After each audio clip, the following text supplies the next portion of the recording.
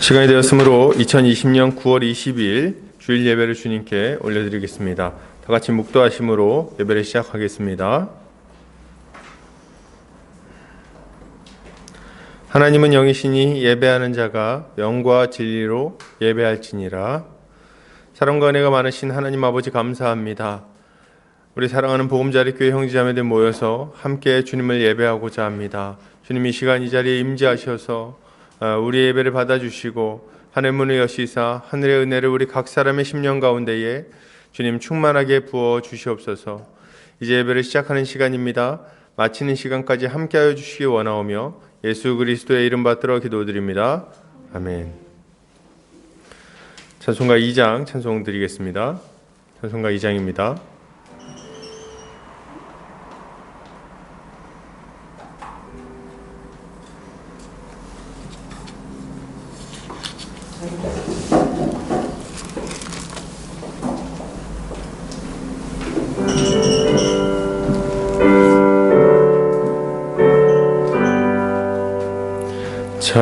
찬양 성부 성자 성령 성삼위체께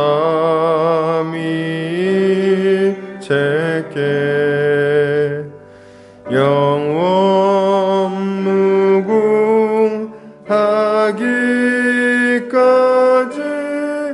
영광을 돌리세.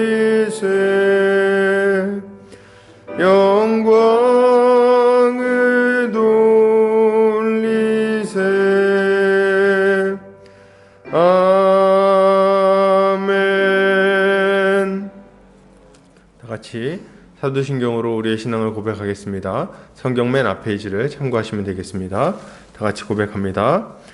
전능하사 천지를 만드신 하나님 아버지를 내가 믿사오며 그 외아들 우리 주 예수 그리스도를 믿사오니 이는 성령으로 잉태하사 동정녀 마리아에게 나시고 본디오 빌라도에게 고난을 받으사 십자가에 못 박혀 죽으시고 장사한 지 사흘 만에 죽은 자 가운데서 다시 살아나시며 하늘에 오르사 전능하신 하나님 우편에 앉아 계시다가 저리로서 산자와 죽은 자를 심판하러 오시리라. 성령을 믿사오며 거룩한 공회와 성도가 서로 교통하는 것과 죄를 사하여 주시는 것과 몸이 다시 사는 것과 영원히 사는 것을 믿사옵나이다. 아멘. 다 같이 주님이 가르쳐 주신 기도하겠습니다. 하늘에 계신 우리 아버지여, 이름이 거룩히 여김을 받으시오며 나라 임하옵시며 뜻이 하늘에서 이룬 것 같이 땅에서도 이루어지이다. 오늘날 우리에게 일용할 양식을 주옵시고 우리가 우리에게 죄 지은 자를 사하여 준 것 같이 우리 죄를 사하여 주옵시고 우리를 시험에 들게 하지 마옵시고 다만 악에서 구하옵소서. 대개 나라와 권세와 영광이 아버지께 영원히 있사옵나이다. 아멘. 이 시간 우리 한 주간의 삶을 돌아보면서 주님 앞에 불순종했던 것들, 또 범죄했던 것들이 있다면, 또 마음속에 거리끼는 일들이 있다면 이 시간 주님 앞에 회개하는 시간 갖겠습니다. 다 같이 기도하겠습니다.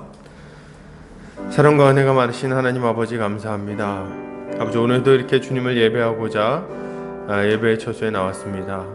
주님, 우리가 주님을 예배할 때에 우리가 정결하고 깨끗한 마음으로 예배의 자리에 서기를 원합니다.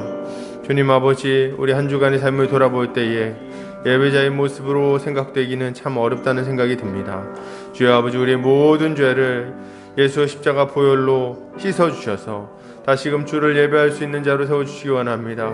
주님, 완악하게 말했던 입술과 또 이웃을 위협했던 손과 발, 범죄하는 것을 기뻐했던 마음, 이 모든 것들을 주님 이 시간 주님 앞에 고백하오니 주여 아버지, 이 시간 회개하오니 아버지 용서하여 주시옵소서. 예수께서 십자가에 달려 죽으심으로 말미암아 우리의 모든 교만함과 우리의 모든 완악함과 우리의 모든 음란함과 우리의 모든 불경건함이 예수 십자가 보혈로 씻어졌음을 믿습니다. 아버지, 우리의 모든 죄를 주님 앞에 이 시간 내려놓사오니 씻어 주시옵소서. 예수 십자가 보혈의 능력이 우리를 완전히 정결케 하셨음을 믿습니다. 감사드리며 예수 그리스도 이름 받들어 기도드립니다. 아멘. 이 시간 찬송가 338장 찬송 드리겠습니다. 338장입니다.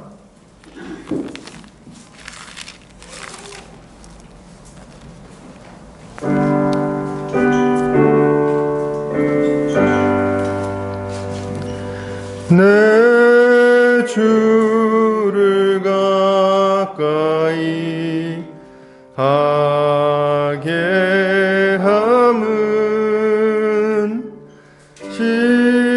십자가 짐 같은 고생이나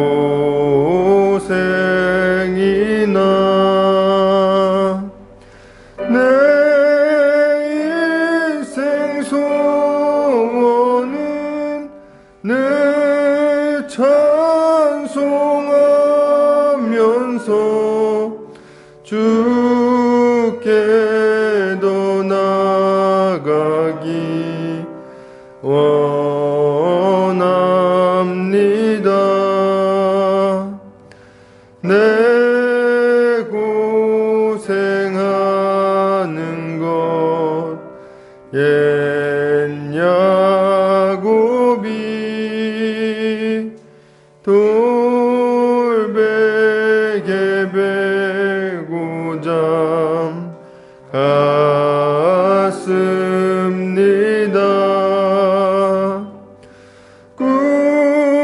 꿈에도 소원이 늘 찬송하면서 주께 더 나아가기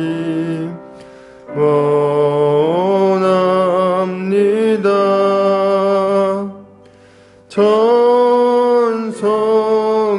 가는 길 험하여도 생명길 되나니 은혜로다. 천사 날 부르니 늘 찬송하면서 주께 더 나아가기 원합니다.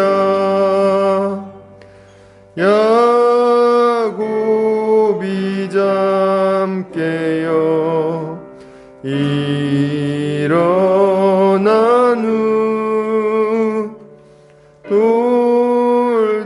돌단을 쌓은 것 본받아서 숨질 때 되도록 늘 찬송하면서 주께 더 나아가기 원합니다.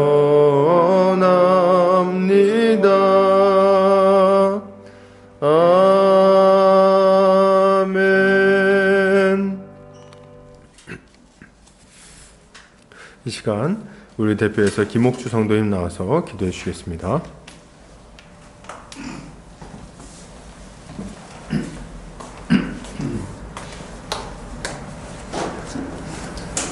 할렐루야. 우리 하나님을 찬양하는 일이 선함이요 찬송하는 일이 아름답고 마땅하도다. 우리 주는 위대하시며 능력이 많으시며 그의 지혜가 무궁하시도다. 여호와께서 겸손한 자들은 붙드시고 악인들은 땅에 엎드려 뜨리시는도다.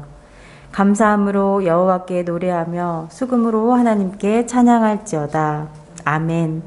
찬양받기에 합당하신 하나님, 십자가에 못 박히신 예수 그리스도의 보혈로 우리를 씻으시고 깨끗게 하사 거룩하다 하시고 새 생명을 주시니 참으로 감사드립니다. 가을 하늘 아래 주님께서 크신 은혜로 베풀어 주신 모든 아름다운 것들에 감사드리며 죄 가운데 죽음의 올무에 매인 우리를 건져내신 그 사랑을 다시 한번 생각합니다. 주님, 아들을 십자가에 내어주신 그 사랑 앞에서 우리가 매일 무엇을 바라보고 사는지 깨닫게 하여 주시옵소서. 말씀에 순종치 못하고 무지한 채로 세상의 마음과 시간을 뺏겨 하나님 나라의 일을 게을리했던 것들을 주님 앞에 회개합니다. 용서하여 주시고 다시금 우리를 살리신 십자가 복음을 가장 사랑하고 우선시하는 우리가 되게 하여 주시옵소서. 세상이 전염병과 재난과 재해로 시끄럽고 온갖 분열과 비방과 추악한 죄가 넘치고 있습니다. 이 나라에 세우신 모든 위정자들이 주 앞에서 정의롭게 다스리게 하시고 특별히 교회가 교회답게 하셔서 복음의 빛으로 세상을 비추게 하여 주시옵소서. 복음자리 교회를 이 지역 가운데 세우신 하나님 아버지, 우리가 복음의 반석 위에 굳건히 서서 선한 싸움을 함께 싸우고 사랑과 지혜로 서로 권면하며 잘 자라나게 하여 주시옵소서. 하나된 공동체로 살아갈 지체들을 불러 모아 주시고 어려운 이때에 더욱 하나님 나라를 함께 소망하며 누리며 힘있게 전하게 하여 주시옵소서. 오늘 말씀을 전해주실 안종현 목사님을 주의 강한 팔로 붙드셔서 주님께서 말씀하시는 바를 정확하게 선포케 하시고 듣는 우리에게는 그 말씀을 깨닫게 하셔서 믿음이 새로워지고 더욱 견고케 하여 주시옵소서. 주님을 경외하며 또 주의 임재를 기다리나이다. 오늘도 이 예배 가운데 큰 은혜 부어 주시옵소서.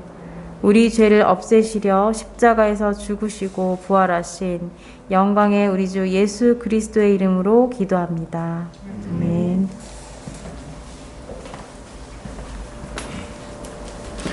이 시간 우리 요리문답하는 시간 갖겠습니다. 주보 오른쪽 면을 참고하시면 되겠습니다.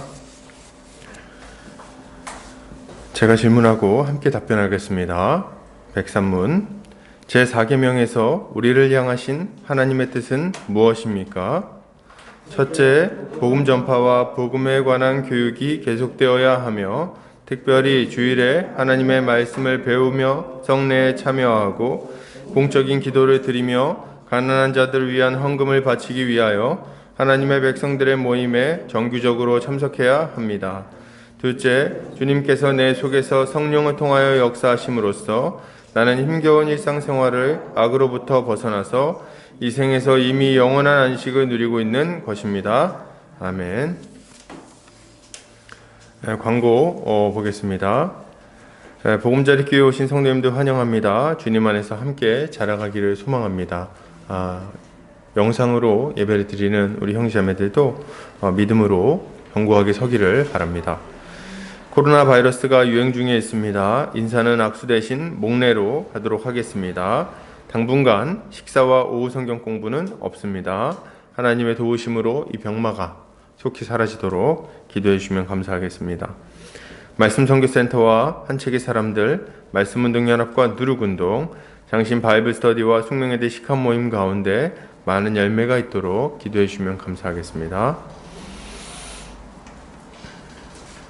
말씀 보겠습니다. 마가복음 12장 18절에서 27절입니다. 마가복음 12장 18절에서 27절 말씀입니다. 제 성경으로는 신약성경 76페이지에 있습니다. 12장 18절에서 27절까지 말씀입니다. 교독하고 마지막 절은 함께 읽겠습니다. 제가 먼저 읽겠습니다. 부활이 없다 하는 사두개인들이 예수께 와서 물어 이르되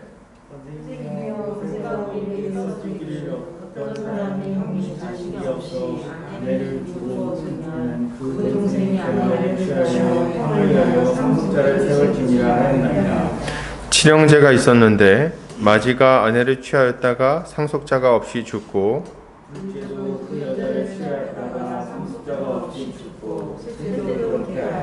일곱이 다 상속자가 없었고 최후에 여자도 죽었나이다.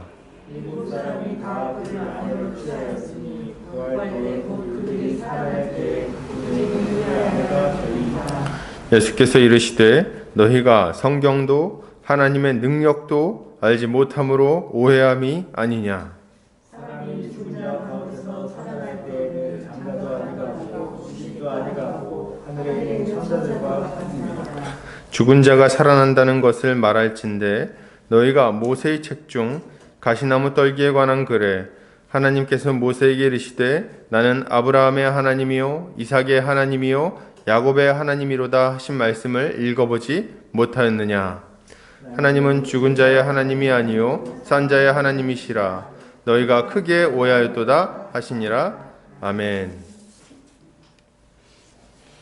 마가복음 12장 18절에서 27절까지 다시 살아날 것을 믿는 신앙이라는 제목으로 말씀을 보도록 하겠습니다.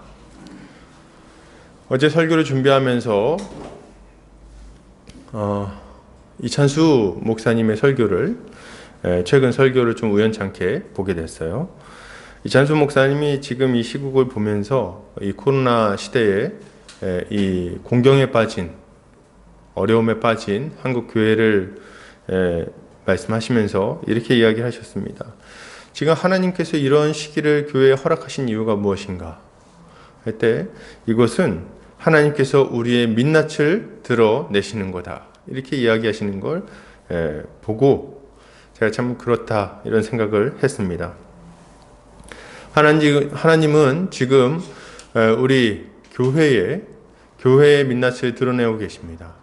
교회가 지금 얼마나 잘못된 방향으로 나아가고 있었는지 또 세상의 빛과 소금으로서 적절하지 못한 모습을 가지고 있었는지 우리 안에 하나님의 말씀이 아주 힘있게 자리 잡아야 하는데 얼마나 그렇지 못한지에 대해서 아주 확실하게 드러내 보여주고 계신 거죠. 우리는 오늘 본문을 통해서 우리 주님께서 지금 하나님이 우리에게 하시는 것과 비슷한 일을 하고 계시다는 것을 발견하게 됩니다. 주님은 12장에서 이스라엘이 왜 심판받을 수밖에 없는지를 분명하게 알려주십니다. 한마디로 하면 그들의 무지와 악함과 완악함 때문에 그들은 심판받을 수밖에 없는 거예요. 그들은 포도원의 완악한 농부들과 같은 자들이었죠. 하나님이 여러 번 기회를 주셨는데도 불구하고 완악하게 하나님의 은혜를 거절했습니다. 그러면 그들은 왜 이렇게 완악하게 이 하나님의 은혜를 거절하고 악한 삶을 계속해서 살았을까요? 그들은 왜 회개하지 않는 겁니까? 이 포도원 농부들. 이 포도원 농부들로 비교되는 이스라엘 백성들은 도대체 왜 회개하지 않는 겁니까? 그 이유는 분명한데 무지와 완악함 때문입니다. 그들은 무지했어요. 하나님 나라가 무엇인지, 그리고 부활이 무엇인지, 율법이 무엇인지, 메시아가 어떤 분이신지 무지했습니다. 그리고 설령 그것을 깨닫게 하는 자가 있다 할지라도 그 말씀을 듣고 회개하지를 않았어요. 완악한 마음을 가지고 있었죠. 그 완악한 마음은 어디서부터 비롯됐습니까? 그들이 현재 누리고 있는 쾌락, 이 죄의 즐거움으로부터 비롯됐습니다. 자신이 현재 누리고 있는 그 유익을 포기하고 싶지 않으니 그렇게 회개를 요청함에도 불구하고 회개하지 않는 거예요. 분명히 기회가 있었습니다. 돌이킬 수 있었어요. 그럼에도 불구하고 그들은 그 잠깐의 낙을 잃어버리지 않기 위해서 그 요청을 거절하는 것입니다. 오늘 주님은 그들의 완악한 질문에, 이 12장에서 주님은 이스라엘 지도자들의 완악한 질문에 답변하시면서 그들의 무지를 드러내십니다. 지난주에 우리는 그 첫 번째 이야기를 살펴봤는데요. 먼저는 하나님 나라에 대한 무지를 드러내시죠. 그리고 다음으로는 부활에 대해서, 그리고 하나님 나라 회복에 대해서 그들이 얼마나 무지한지를 드러내십니다. 그 이후에는 율법과 메시아에 대한 그들의 무지를 드러내시죠. 이 모든 것을 말씀하신 이후에는 그들이 얼마나 탐욕스러운지, 그들이 왜 회개를 요청함에도 불구하고 회개하지 않는지를 말씀해 주십니다.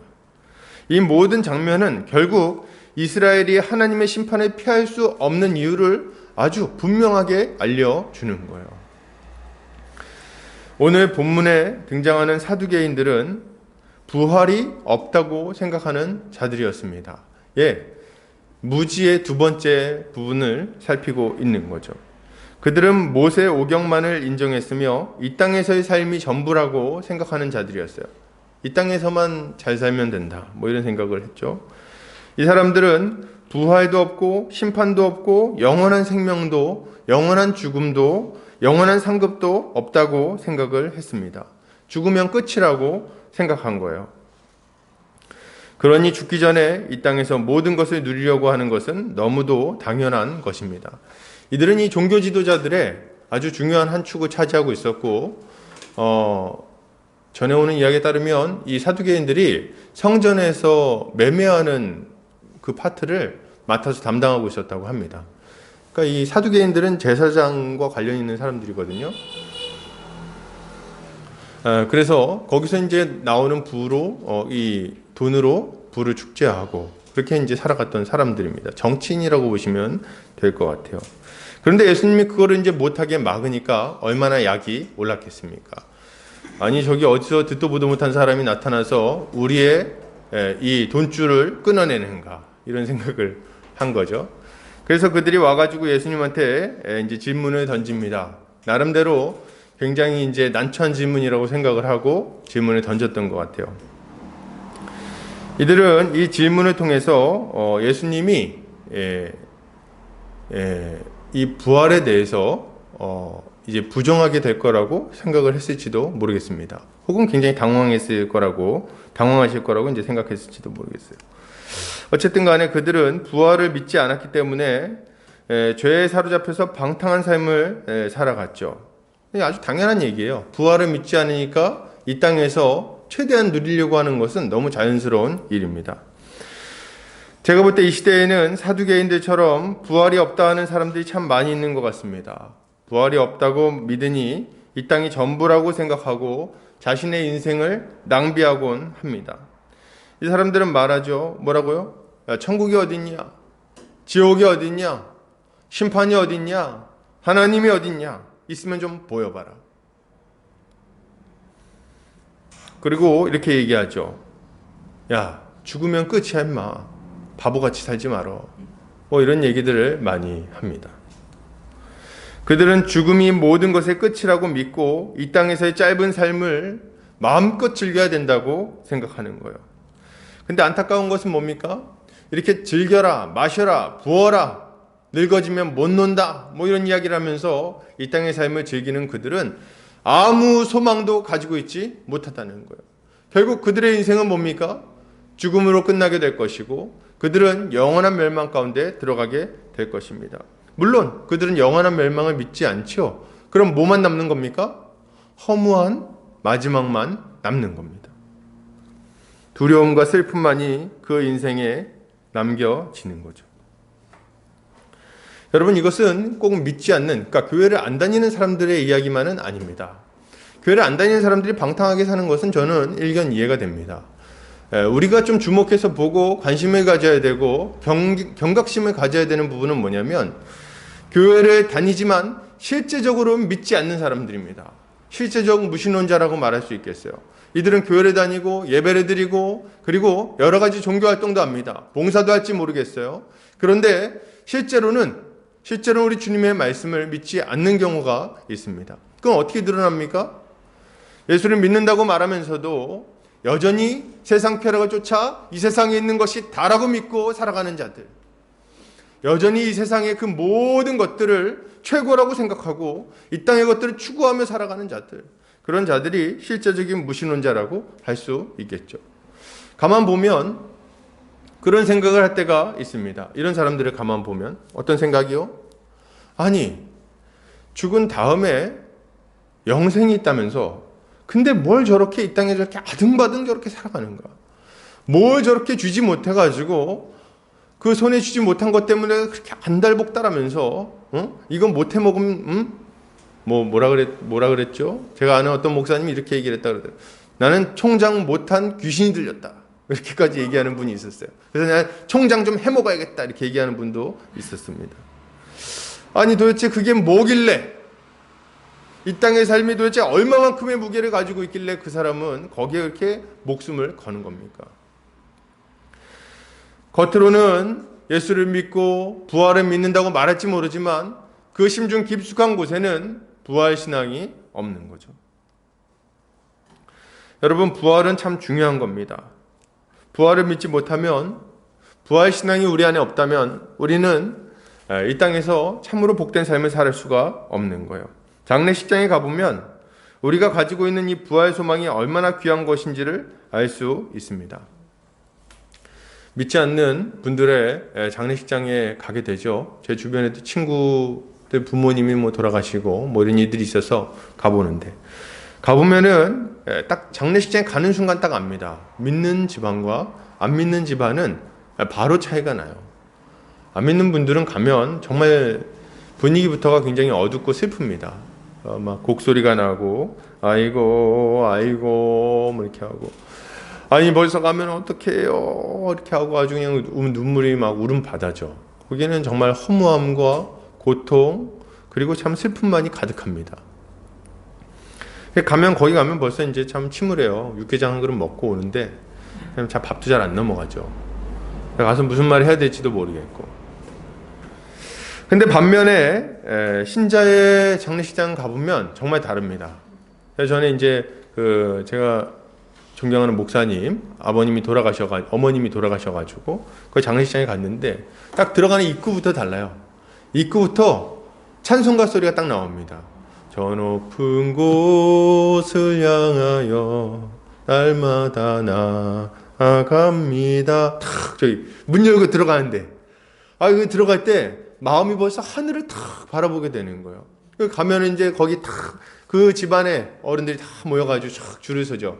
줄 서가지고 이제 머리 희끗희끗하신 장로님, 안수집사님, 여기 그냥 목사님 이런 분들이 쭉 앉아 있고, 한편에선 성도님들이 모여서 찬송하면서 예배드리고 있고, 가면은 거기서 보면 이렇게 표정이 벌써 좀 이렇게 슬픔은 있을지라도 밝습니다. 정말 천국으로 환송해드리는 느낌이 딱 나는 거예요. 갈 때 아주 그냥 우리 어머님 그냥 벌써 아주 가서 기다리실 텐데 얼마나 좋으실까, 나도 빨리 가고 싶다, 이런 분위기로 탁 서 계신 거예요.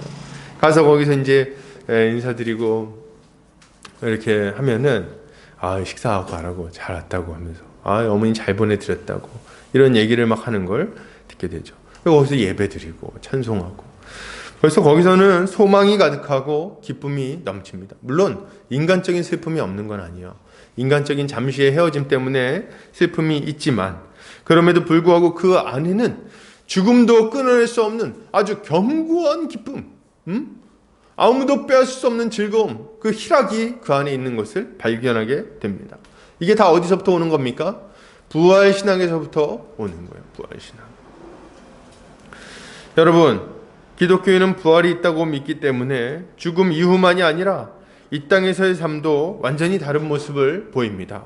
히브리서 11장 35절을 같이 한번 읽어보겠습니다. 시작.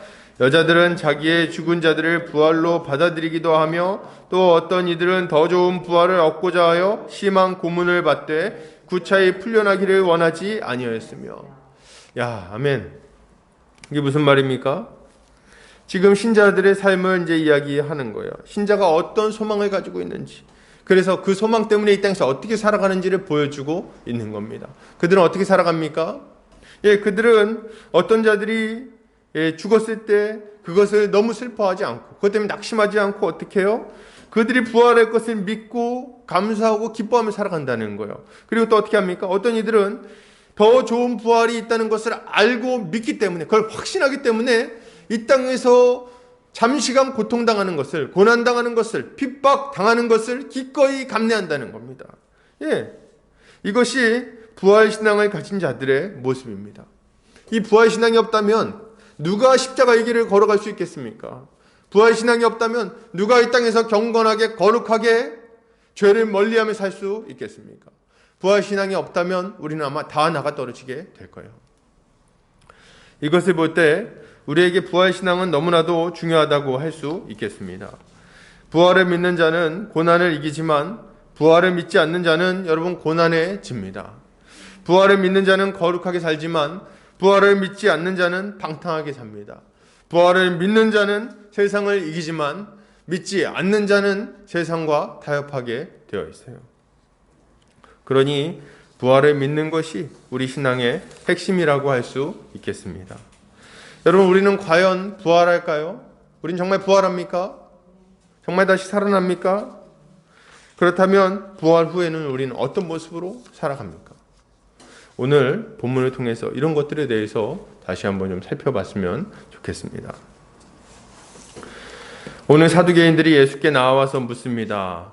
어떤 여자가 여러 형제의 부인이 되었다가 죽으면 부활 이후에는 누구의 아내가 됩니까? 이렇게 물어보는데, 이것은 이제 당시에 그 신명기에 나오는 수혼 제도를 가지고 예수님께 질문한 것입니다. 신명기에 보면 모세는 형이 후사를 못 보고 죽으면 동생이나 형이, 그러니까 형제가 후사를 못 보고 죽으면 동생이나 형이 형수에게 자손을 보도록 해야 된다고 명령합니다. 그래서 그 형수를 아내로 맞아들여서 그 형수가 이 계보를 이어갈 수 있도록, 자녀를 낳을 수 있도록 해줘야 된다, 이렇게 명령을 하고 있죠. 신명기 25장 5절에서 6절 같이 한번 읽어볼까요? 자, 시작. 형제들이 함께 사는데 그 중 하나가 죽고 아들이 없거든 그 죽은 자의 아내는 나가서 타인에게 시집가지 말 것이요, 그의 남편의 형제가 그에게로 들어가서 그를 맞이하여 아내로 삼아 그의 남편의 형제된 의무를 그에게 다 행할 것이요, 그 여인이 낳은 첫 아들이 그 죽은 형제의 이름을 잊게 하여 그 이름이 이스라엘 중에서 끊어지지 않게 할 것이니라. 아멘.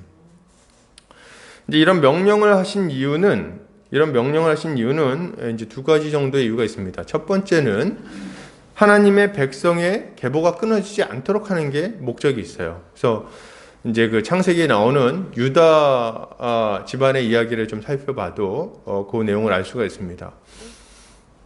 유다의 며느리 다말이 이제 남편을 잃었는데, 그 남편을 잃고 나서 자녀가 있어야지 되는데 이 계보를 못 이으니까 이제 남편에게, 그 유다에게 그 아들을 보내달라고, 자신을 그 아들에게 아내로 주라고 이렇게 부탁하는 걸 보게 되죠.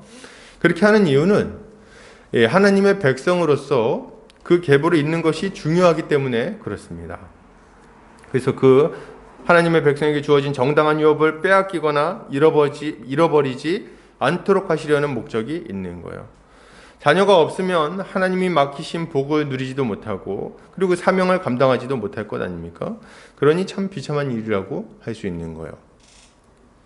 그래서 하나님의 백성이 계속해서 유업을 이어나갈 수 있도록 주신 명령입니다. 이게 참 중요한 명령인데요.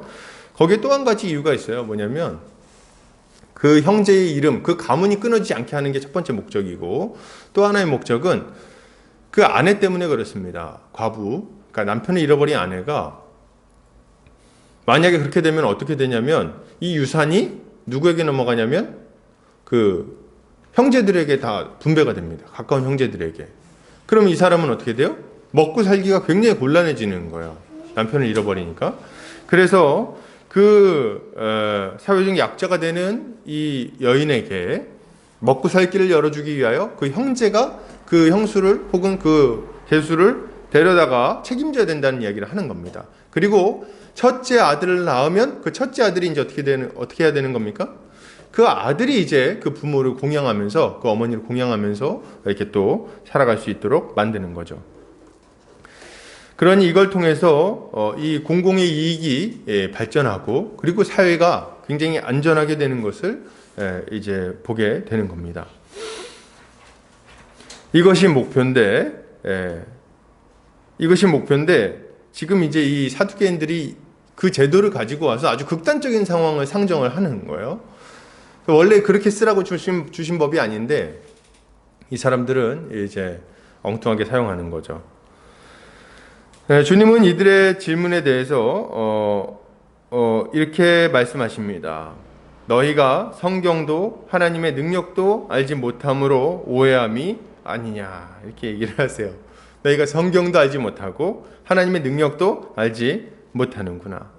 일단 뭐 얘기를 해보자면 너무 극단적인 예입니다. 너무 극단적인 예예요. 뭐 7명이 있었는데 다 죽고 애가 한 명도 없고 마지막 개까지 죽으면 어떻게 됩니까? 뭐 이렇게 물어볼 때 너무 자기들 머릿속에서 이제 나타나는 얘기죠.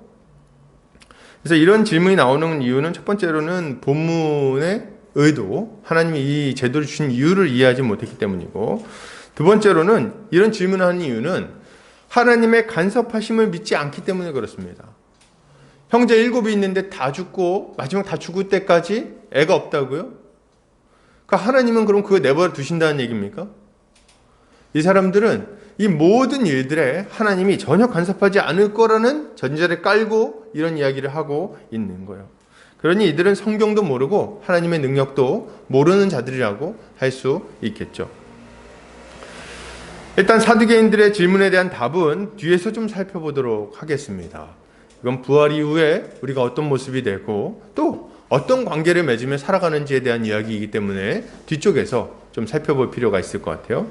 먼저 이들이 이런 질문을 하는 이유에 대해서, 그 근본적인 이유에 대해서 먼저 좀 살펴볼 필요가 있을 것 같습니다. 이들이 이런 질문을 하는 이유는 뭡니까? 부활이 있다는 것을 부정하기 위함입니다. 만약 부활이 있다고 하면 이런 난처한 문제들이 생기게 될 텐데 이에 대해서 어떻게 답변하시겠습니까? 이런 질문이기 때문에 그래요.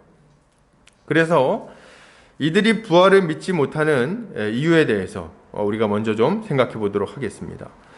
이들이 부활을 믿지 못하는 이유는 단순합니다. 이들이 성경도 하나님의 능력도 알지 못하기 때문에 그렇습니다. 이들은 성경을 잘 이해하지 못했어요. 그들의 거듭나지 못한 이성으로 성경을 봤을 때 성경은 온갖 종류의 비이성적인 기적으로 가득 찬 책이었어요. 그죠? 뭐 홍해를 가른다느니, 뭐 태양이 막 멈춘다느니, 혹은 하늘에서 불이 내렸다느니 말이죠. 그리스 로마 신화 같은 책이라고 생각한 겁니다. 여러분, 지금도 마찬가지예요. 사람들은 부활을 믿지 못하는 것에 대해서 아주 당연하다고 생각합니다. 아주 당연하다고 생각해요. 21세기에 사람이 달나라에 가는 시대에 무슨 부활이냐, 죽은 사람이 살아나는 게 말이나 되냐. 이성적이고 논리적인 사람이라면, 종교 따위에 의지하는 연약한 사람이 아니라면 그런 말을 믿을 사람이 없을 것이다. 뭐 이런 이야기를 합니다. 근데 여러분, 부활에 대해서 믿지 못하는 이유는 사실 그 사람이 논리적이거나 혹은 종교를 의지하지 않을 만큼 충분히 강하기 때문이 아닙니다. 도리어 그 반대예요. 충분히 생각하지 않았기 때문이고, 그리고 오히려 하나님을 의지할 만한 지혜와 그 굳건함이 없기 때문입니다. 여러분, 역사를 발전시킨 철학자들과 과학자들과 교수들과 정치인들 가운데 얼마나 많은 사람들이 기독교인이었는지 아십니까? 인류 역사를 살펴보면 기독교를 빼놓고는 거의 발전을 얘기할 수가 없을 정도입니다. 서양 철학사의 그 가장 그 중심을 흐르는 내용은 기독교의 가르침이에요. 그리고 지금도 사회의 여러 영역에서 활약하는 기독교인들이 있다는 것을 여러분 알아야 되겠습니다. 뭐 과학자들뿐만 아니라 철학자들, 그리고 사회학자들, 많은 사람들이 지금 사회 곳곳에 포진해서 신앙 안에서 자신의 일을 감당하고 있습니다. 근데 이런 많은 사례들을 앞에 놓고도 무식하기 때문에 부활을 믿는다고 말하는 사람은 정말 무모한 거예요. 얼마나 배우셨길래 그런 말을 함부로 하십니까? 도대체. 응? 여러분, 만약 우리가 신실한 신앙인들의 삶을 진지하게 살펴본다면 그들의 빛나는 지성뿐만 아니라 탁월한 인격과 굳은 심지, 강한 용기를 보면서 감탄하지 않을 수 없을 것입니다. 제가 이제 함께 교제하는, 함께 이렇게 만나서 성경 공부도 하는 교수님 한 분 계신데, 그 교수님이 이렇게 얘기를 했었어요. 잘 모르기 때문에 과학을 오히려 더 신봉하는 것이다. 이런 이야기를 하시더라고요. 이공계 관련 교수님이신데, 과학에 대해서 잘 알고 정말 깊이 있게 들어가면은 정말 우리가 아무것도 모른다는 것을 인정하게 되고, 그리고 신의 존재를 고민할 수밖에 없게 된다. 이런 이야기를 했던 게 기억이 납니다. 여러분, 제가 또 한 가지 살펴보고 싶은 지점이 있습니다. 어떤 분들은 옛날 사람들이 무식했기 때문에 예수의 부활을 받아들이기가 쉬웠지만 지금은 과학이 발전했기 때문에 어렵다고 생각합니다.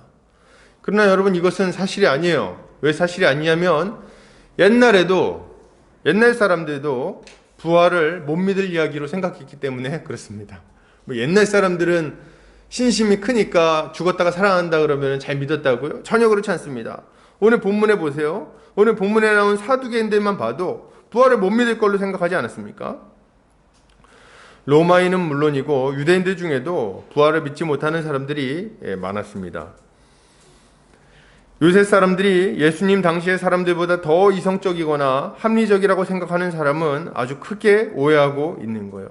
그리고 제가 볼 때 이 시대의 사람들이야말로 온갖 종류의 미신에 사로잡혀서 사는 것 같습니다. 또 우리 헛된 것들을 오히려 더 잘 믿는 것 같아요. 그러니 지성을 가진 현대인이기 때문에 예수를 믿지 못한다는 말은 완전히 거짓말입니다. 그렇다면 사람들은 왜 부활을 믿지 못할까요? 뭐 신자도 마찬가지죠. 성경을 모르기 때문입니다. 다시 말하지만 성경을 자세히 읽어보고 진지하게 그 내용을 생각해보지 않기 때문입니다. 제가 지금 성경이 하나님의 말씀이라는 것을 굳이 변증할 필요는 없을 것 같아요. 왜냐하면 성경은 제가 굳이 변증하거나 변호해 줄 필요가 없는 책입니다. 성경을 누구나 펼쳐서 읽기만 하면 그 성경 안에 얼마나 풍성한 능력이 있는지, 얼마나 강력한 능력이 있는지 그 성경을 보고 깜짝 놀라게 될 것이기 때문에 그렇습니다. 여러분, 인류 역사 가운데 성경보다 더 큰 영향력을 끼친 책이 있습니까? 없어요. 단언컨대. 근대 철학자들은 세월이 조금만 지나면 1900년대 초, 1800년대 말 이런 시대 철학자들 있잖아요. 그들은 조금만 더 지나면 성경의 허구성이 밝혀질 것이고 기독교는 세상에서 사라질 거라고 말했어요. 그러나 실상은 어떻습니까? 그들의 철학이 사라지고 성경은 살아남았어요. 여러분, 이걸 아셔야 돼요. 제가 이런 구구절절한 말을 할 필요가 없습니다. 왜냐하면 성경을 펼쳐서 딱 읽으면 이런 설명이 필요 없어요. 성경을 펼쳐서 읽는 순간 성경 안에 있는 그 무한한 지혜와 능력이 스스로를 변호할 것이기 때문에 그렇습니다. 디모데후서 3장 16절 17절에서는 이렇게 말합니다. 모든 성경은 하나님의 감동으로 된 것으로 교훈과 책망과 바르게 함과 의로 교육하기에 유익하니 이는 하나님의 사람으로 온전하게 하며 모든 선한 일을 행할 능력을 갖추게 하려 함이라. 아멘. 성경에는 이런 능력이 있다는 거예요. 그래서 우리가 성경을 펼쳐서 읽어보면, 그 성경 말씀을 깊이 있게 생각해보면, 그러면 우리가 그 말씀을 믿지 않을 수 없는 거죠.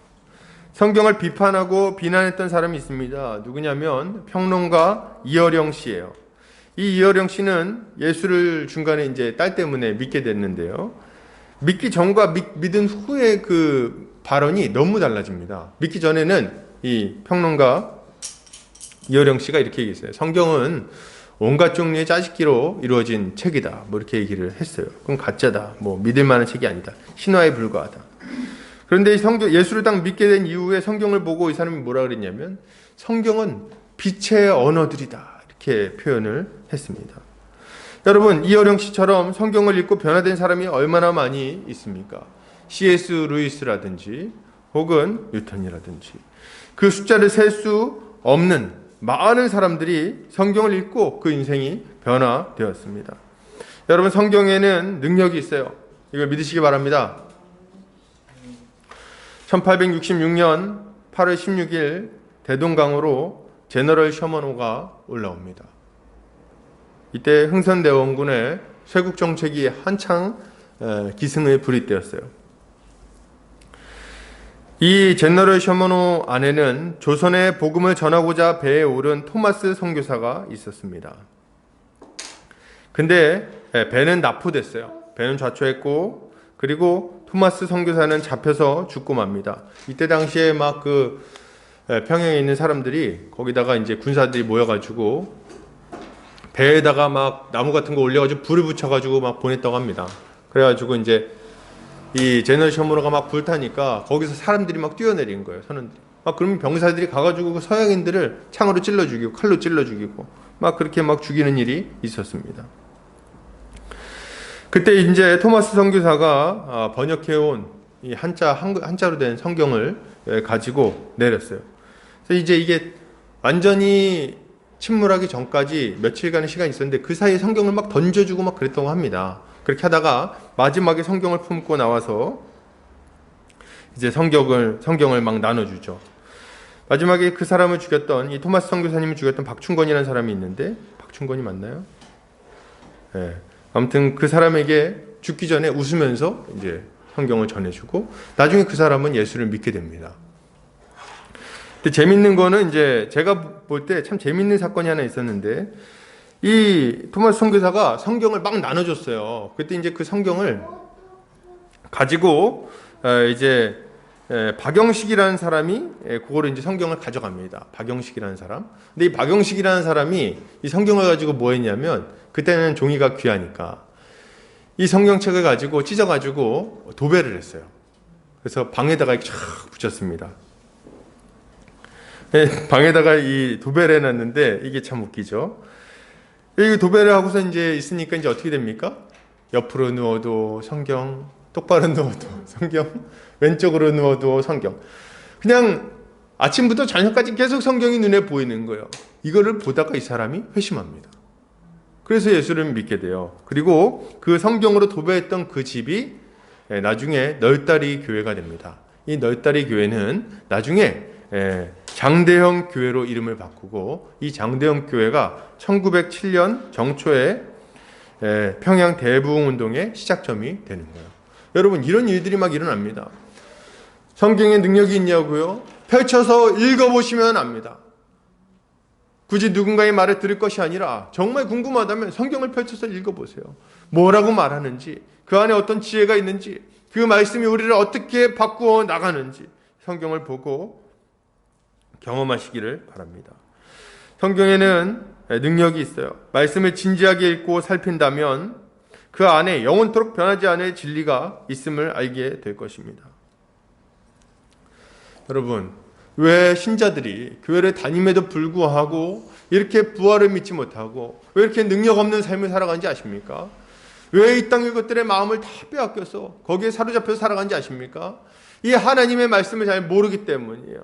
하나님의 말씀을 잘 읽고 그 말씀을 마음에 품고 이 말씀에 순종하며 살아간다면 결코 그런 어리석은 삶을 살지 않을 겁니다. 여러분 말씀을 읽으시기 바랍니다. 하루에 한 자라도 읽으시기를 바랍니다. 매일 성경을 읽을 때 이 성경이 우리를 변화시키고 우리의 믿음을 강하게 만들어 줄 것입니다. 자, 그렇다면 성경을 통해서 우리가 알고 믿어야 될 내용은 뭘까요? 계속 좀 보겠습니다. 예수님은 사두개인들이 부활에 대해서 믿지 못하니까 구약 성경을 가지고 오십니다. 사두개인들은 자신들이 모세의 제자이고 그 율법만을 믿고 지킨다고 말했기 때문에 이 구약 성경, 특별히 모세 오경을 가지고 그리고 그걸 가지고 이제 이들을 설득시키고자 하신 거죠. 그래서 주님은 출애굽기 나와 있는 말씀을 전하십니다. 뭐라고 말씀하십니까? 자, 우리 26절 같이 한번 읽어볼까요? 자, 시작. 죽은 자가 살아난다는 것을 말할진대 너희가 모세의 책 중 가시나무 떨기에 관한 글에 하나님께서 모세에게 이르시되 나는 아브라함의 하나님이요 이삭의 하나님이요 야곱의 하나님이로라 하신 말씀을 읽어보지 못하였느냐. 이 구절을 가지고 이건 출애굽기 나와 있는 말씀이죠. 이 말씀을 가지고 우리 주님이 정말 기가 막히게 해석을 하십니다. 하나님은 아브라함과 이삭과 야곱의 하나님이신데 그분은 죽은 자의 하나님이 아니시기 때문에 그들이 부활할 것임을 이야기했다는 겁니다. 좀 쉽게 설명하면 이렇게 얘기하셨다는 거예요. 만약 이들이 죽은 자에 불과했다면 이렇게 얘기하셨을 거예요. 나는 아브라함의 하나님이었고 이삭의 하나님이었고 그리고 야곱의 하나님이었다. 이렇게 과거형으로 얘기를 했어야 되는데 그렇게 안 하시고 뭐라고 말씀하세요?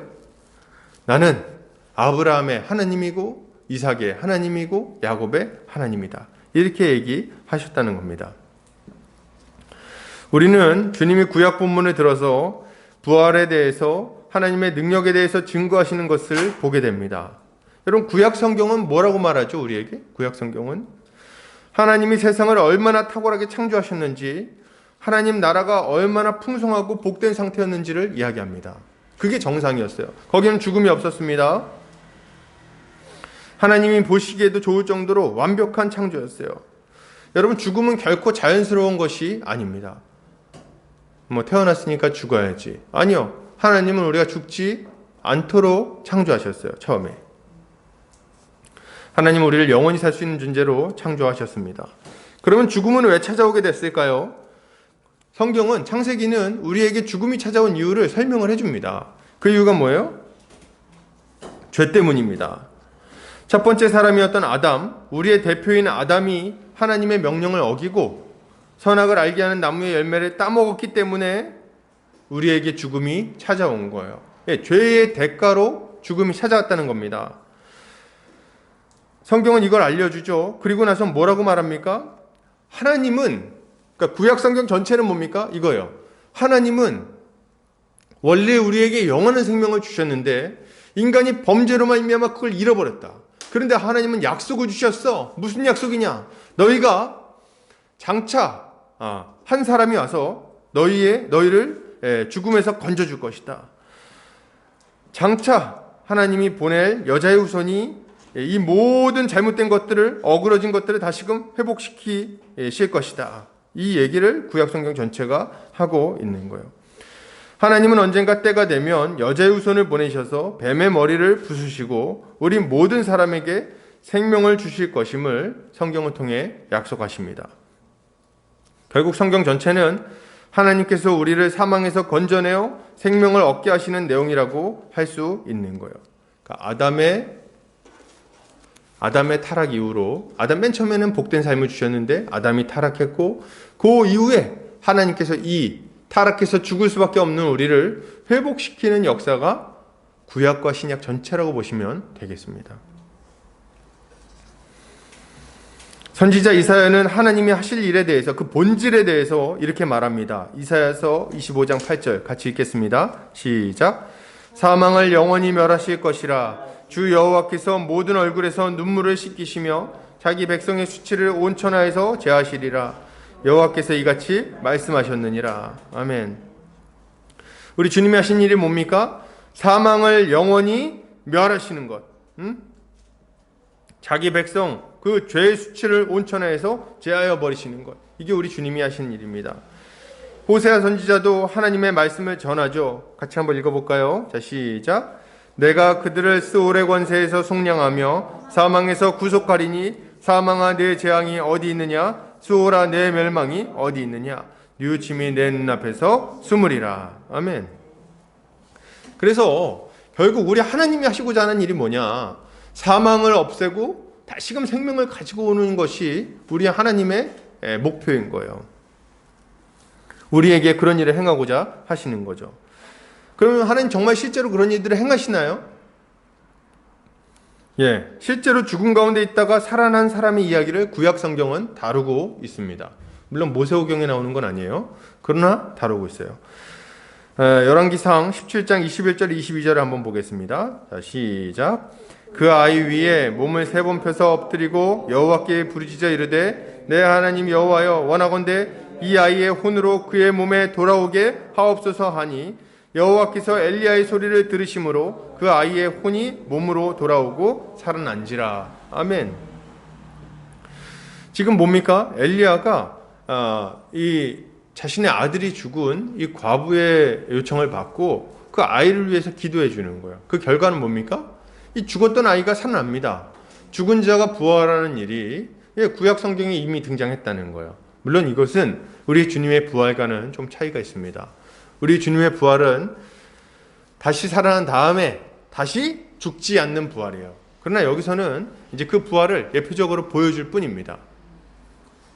그러나 어찌하든지 간에 죽은 자가 살아나는 일이 없다는 생각은 구약 성경에 통용되지 않는 말인 거예요.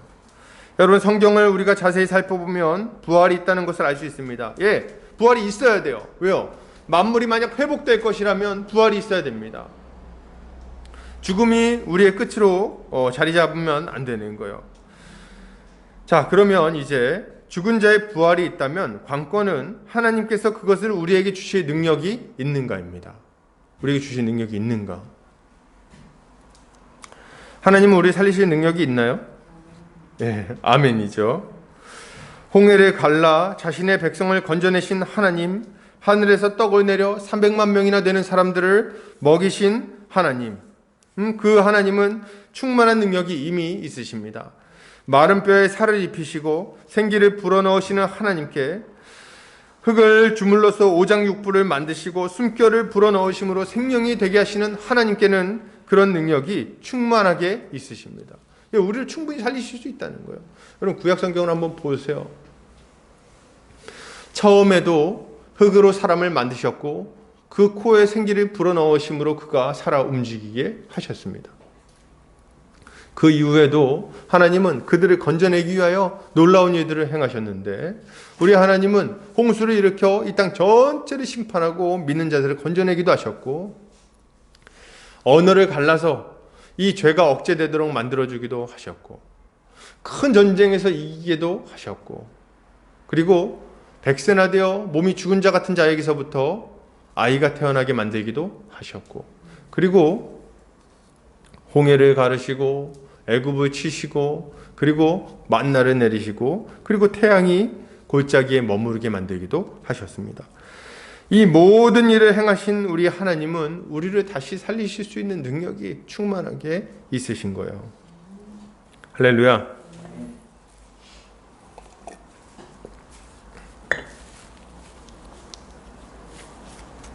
우리가 만약 하나님의 영광을 본다면 그가 약속하신 부활을 믿고 큰 확신과 기쁨을 누릴 수 있을 겁니다. 여러분, 우리는 이스라엘 사람들보다 더더욱 확실한 증거를 가지고 있습니다. 어떤 증거입니까? 바로 예수님의 부활이에요. 그는 부활하심으로써 구약의 모든 예언이 진실함을 보여주시고 우리가 부활할 수 있는 길도 열어주셨습니다. 고린도전서 15장 20절에서 22절 같이 한번 읽어보겠습니다. 자, 시작. 그러나 이제 그리스도께서 죽은 자 가운데서 다시 살아나사 잠자는 자들의 첫 열매가 되셨도다. 사망이 한 사람으로 말미암았으니 죽은 자의 부활도 한 사람으로 말미암는도다. 아담 안에서 모든 사람이 죽은 것 같이 그리스도 안에서 모든 사람이 삶을 얻으리라. 아멘. 여러분, 예수 그리스도의 부활을 보고 부활 소망을 갖는 우리 성도님들 되시기를 바랍니다. 여러분, 우리 하나님께서 우리 부활시키실 거예요. 그의 부활과 같이 우리도 부활하게 될 겁니다. 죽음이 끝이 아닙니다. 하나님은 우리를 다시 살릴 능력이 충만하게 있으십니다. 우리의 이 연약한 몸을 강한 몸으로 바꿔주실 만한 능력이 있으시다는 거예요. 자, 그렇다면 이걸 조금 더 살펴보도록 하겠습니다. 부활 후에 우리는 어떤 모습으로 살아가게 될까요? 자, 오늘 사두개인들의 질문에 대한 답을 이제 좀 하려고 합니다. 사두개인들에 대한 예수님의 답은 뭡니까? 이거죠. 자, 우리 25절 같이 한번 읽겠습니다. 자, 시작. 사람이 죽은 자 가운데서 살아날 때에는 장가도 아니가고 시집도 아니가고 하늘에 있는 천사들과 같으니라. 아멘. 자, 우리 주님의 말씀은 뭡니까? 사람이 죽은 자 가운데서 살아날 때는 이제 그렇게 장가가고 시집가고 안 하고 천사들과 같은 모습이 된다. 이렇게 얘기를 하시는 거예요. 여기서 저는 먼저 이 말씀을 좀 드리고 싶습니다. 우리는 그리스도와 같이 영광스러운 몸으로, 천사들과 같이 영광스러운 몸으로 다시 살아나게 될 것입니다. 여러분, 예수님은 부활의 첫 열매가 되셨어요. 첫 열매. 첫 열매를 보면 나머지 열매가 어떠한지 알 수 있는 것처럼 우린 이 첫 열매를 통해서 우리의 부활이 얼마나 영광스러울지를 알게 됩니다. 고린도전서 15장 42절에서 44절 같이 읽겠습니다. 시작. 죽은 자의 부활도 그와 같으니 썩을 것으로 심고 썩지 아니할 것으로 다시 살아나며 욕된 것으로 심고 영광스러운 것으로 다시 살아나며 약한 것으로 심고 강한 것으로 다시 살아나며 육의 몸으로 심고 신령한 몸으로 다시 살아나느니 육의 몸이 있은즉 또 영의 몸도 있느니라. 아멘. 지금 이제 우리 주님이 얼마나 영광스럽게 부활하셨는지를 설명하고 있는 겁니다. 근데 이렇게 설명하고 나서 우리 주님의 부활은 약한 몸으로 다시 살아나는 게 아니라 영광스러운 몸, 강한 몸, 이런 몸으로 다시 살아나는 것이라고 말하는 거죠. 이게 중요한 이유는 이 예수 그리스도의 부활이 부활의 첫 열매이기 때문이라고 말하기 때문에 그렇습니다.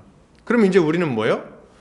첫 열매가 중요한 이유는 그 이후에 나타날 열매가 어떨지를 보여주기 때문에 그렇습니다. 그래서 예수님이 영광스럽게 부활했으면 우리도 어떻게 되는 거예요? 영광스럽게 부활하게 되는 거죠. 여러분, 현재 우리의 몸은 얼마나 욕되고 부족합니까? 그죠? 얼마나 약합니까? 그래서 젊었을 때야 막 힘있게 돌아다니고 뛰어다니고 막 하지 않습니까? 뭐 아까 보니까 저희 아들도 막 여기서 뛰어다니는데 저는 그만큼 뛰면은 숨이 차서 헉헉거려요. 헉헉거리면서 제가 뛰지도 못합니다. 몸이 좀 이제 많이 약해졌죠. 앞으로 더 약해질 거예요. 우리 몸 참 되게 약하지 않습니까? 젊었을 때의 모습을 이제 어르신들 좀 생각해 보시면, 저는 저희 부모님의 젊었을 때의 모습이 생각이 가끔 나는데, 저희 아버님 같은 경우는 운동을 하셔가지고 핸드볼 하셨어요. 아주 대단하셨죠. 나중에 제가 청년이 되고 나서도 저보다 더 날쌔셨던 것 같아요. 근데 지금 이제 그만큼 날쌔지 않으시죠. 몸이 좀 많이 좀 약해지셨는데, 그럼 볼 때 제가 참 생각합니다. 참 우리 몸이 참 약하다. 저도 그러겠죠. 점점 더 미각을 잃어갈 테고, 더 시력은 안 좋아질 테고, 귀는 더 안 들리게 될 것이고.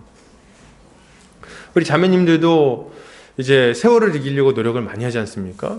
점점 피부가 점점 이렇게 주름이 생기고 막 하잖아요. 그래서 뭐 화장품도 바르고 세수를 하는데 확 이렇게 자매님들이 이렇게 세수를 이렇게 안 하더라고요. 어떻게 하죠? 이렇게 아래에서 위로 이렇게 탁 이렇게 피부 처지지 말라고 이렇게 막 세수하고. 그러나 여러분, 그렇게 해도 중력을 못 이깁니다. 결국에는 주름이 생기고, 결국엔 몸이 약해지고, 결국에는 노쇠하게 되는 거예요. 여러분, 그러나 우리에게 주어질 이 새로운 생명은 그렇지 않습니다. 더 이상 약하지 않은 몸이에요. 강한 몸입니다. 노쇠하지 않고 병들지 않고, 그리고 더 이상 이렇게 욕되지 않은 몸인 거예요. 영광스럽게 강한 몸으로 영원토록 살 수 있는 그런 몸이 우리에게 주어질 거예요. 이것이 연약한 우리에게는 얼마나 큰 소망이 됩니까? 우린 이 영광스러운 몸으로 하나님이 창조하신 새하늘과 새 땅에서 복된 삶을 영원토록 누리게 되는 거죠. 이게 부활이에요. 저는 그런 생각을 해봤습니다. 기독교인이 전할 메시지, 우리가 가지고 있는 소망의 가장 핵심엔 뭐가 있는가 할 때 이 부활 소망이 있는 거예요, 여러분. 누구는 그러더라고요. 교회에서 야, 너 교회 다니면 복 받을 거야. 너 교회 다니면 뭐 자녀가 잘 돼. 교회 다니면 건강해져. 교회 다니면 사업이 잘 돼. 여러분, 말기암 환자에게 이런 것들이 소망이 될 수 있겠습니까? 당장 내일 모레 죽게 생긴 사람한테 너 돈 많이 벌 수 있어. 너 로또 될 거야. 너 아주 성공할 거야. 이런 게 무슨 소망이 되겠냐는 거예요. 교회는 기껏 그런 것밖에 주지 못하는 사람입니까? 그러면 저 병원에 가면 우리는 아무 말도 못하고 조용히 있어야겠군요. 여러분, 그러나 그렇지 않습니다. 우리가 가지고 있는 소망은 그런 천박한 것들이 아니에요. 우리가 가지고 있는 소망은 어떤 상황에서도 절대로 감소되지 않는, 절대로 빛바래지 않는 아주 영광스럽고 찬란하게 빛나는 소망인 거죠. 그게 뭡니까? 죽은 자가 다시 살아난다는 소망. 말기암 환자가 다시 살아나서 영광스러운 몸으로 더 이상 아프지 아니하고 아주 기쁘게 복되게 살아갈 수 있다는 소망. 그것이 바로 우리가 가지고 있는 부활 소망의 핵심입니다. 연세가 많으신 분들은 잘 됐어요. 아주 그냥. 뭐가 잘 됐습니까? 이제 영광스러운 몸을 덧입을 날이 더 가까이 왔어요. 가까이 왔어요. 지금 이 몸으로 그냥 그렇게 다시 살아나는 게 아니에요. 약한 몸으로 영원히 사는 게 아니에요. 아주 영광스러운 몸으로, 빛나는 영광스러운 몸으로 살아가게 될 것입니다.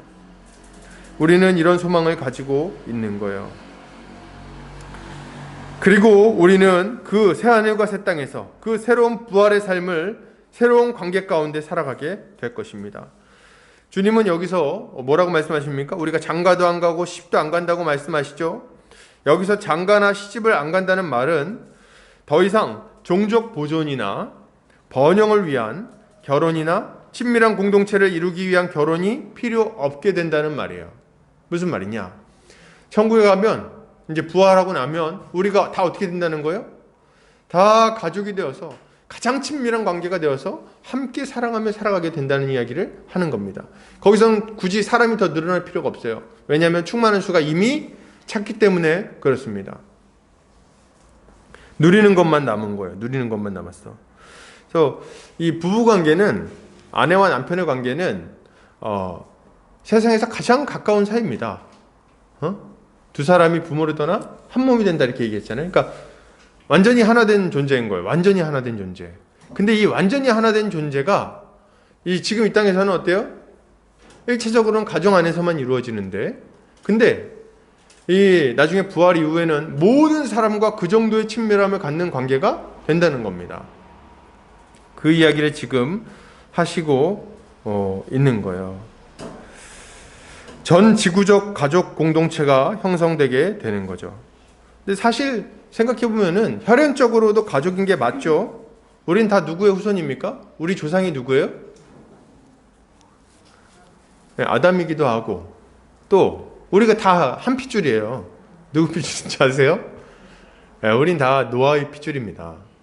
그죠? 실제로 노아의 핏줄이에요. 그래서 다 먼 친척인 거예요. 저기 미국에 사는 샘도 저랑 이 친척인 거예요. 먼 친척. 그래서 이제 자 아프리카 사는 뭐 이렇게 와칸다 뭐 이런 애들도 저랑 다 이렇게 먼 친척인 거예요. 사실 피가 다 이어져 있단 말입니다. 그래서 우리는 사실 좀 오랫동안 못 보고 얼굴도 못 보고 하니까 남이라고 생각할지 모르지만 실제로는 혈연입니다. 다 혈연이에요.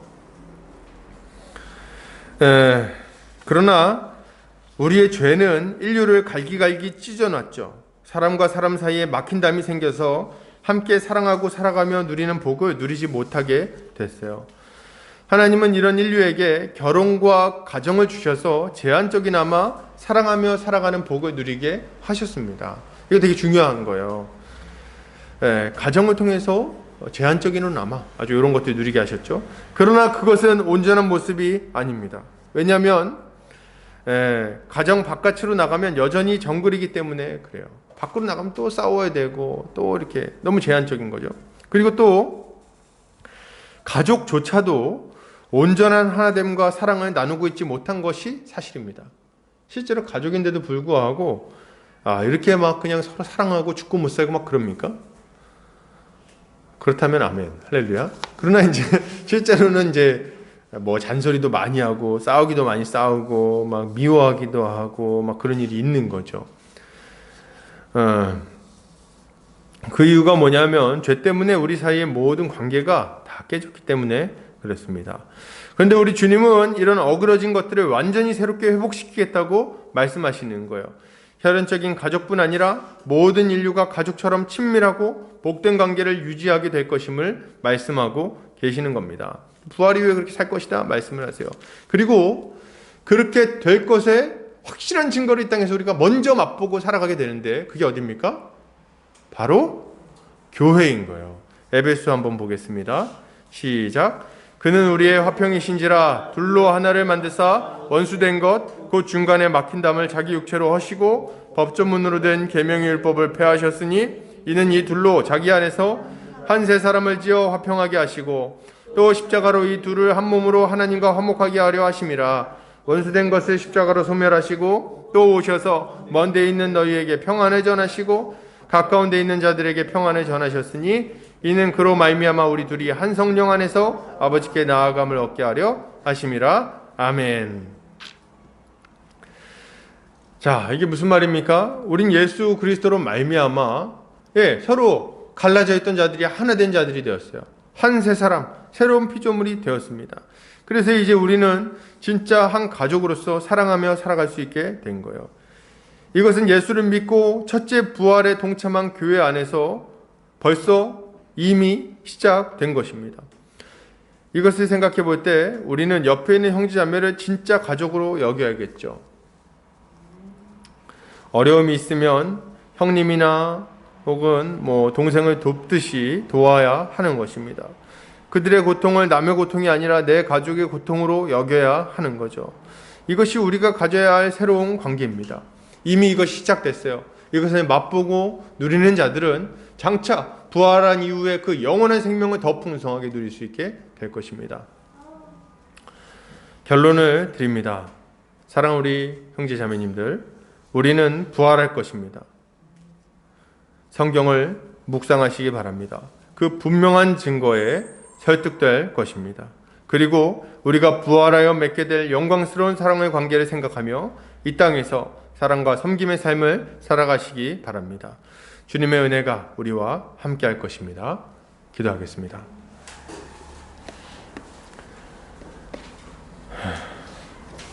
사랑이 많으신 하나님 아버지 감사합니다. 오늘 사랑하는 우리 보금자리 교회 형제자매들 함께 말씀을 나눴습니다. 주님, 우리에게 부활 소망이 있음을 우리가 분명히 알고 믿게 하여 주시옵소서. 이 부활 소망을 붙들고 살아가는 자들 되게 하여 주시기를 원합니다. 이 땅에서 온갖 종류의 죄악에 발을 들여서 거기에 사로잡혀 살아가는 자들이 아니라 부활 소망을 가지고 세상을 이기며 이 죄악을 이기며 살아가는 자들 되게 하여 주시옵소서. 그리하여 이 땅에서는 복되게 우리 형제자매들 사랑하고 섬기며 하나님 나라에서의 관계를 먼저 맛보고 누리는 자들 되게 하여 주시옵소서. 주께서 우리에게 그런 은혜 베풀어 주시기 원하오며 예수 그리스도 이름 받들어 기도드립니다. 아멘. 자, 우리 찬송가 50장 1절 찬송하면서 헌금하도록 하겠습니다.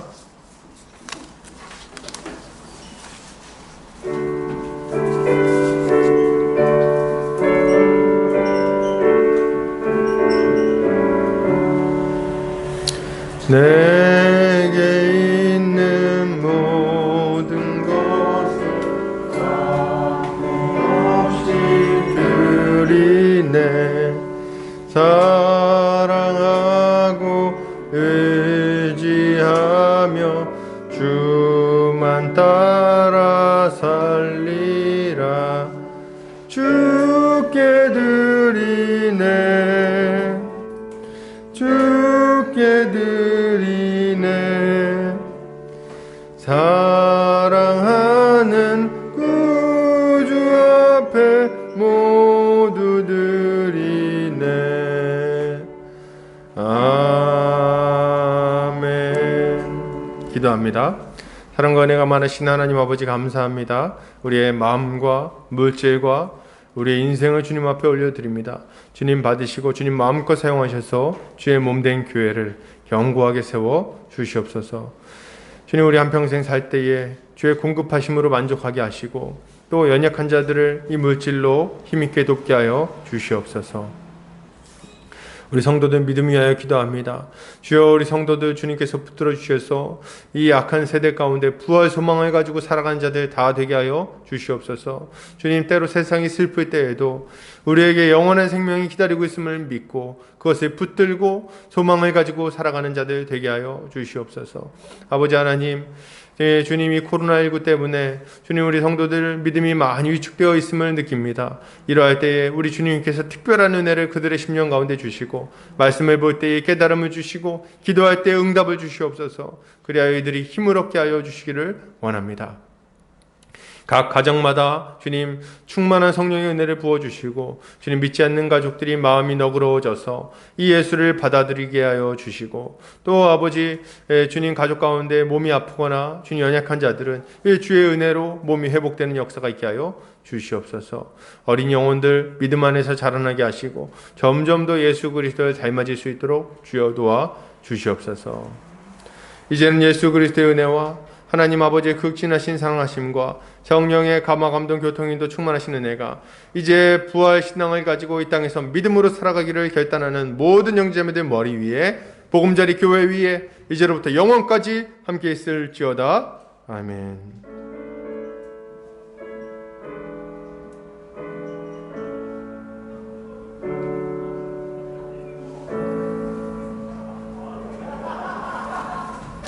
예배를 마쳤습니다.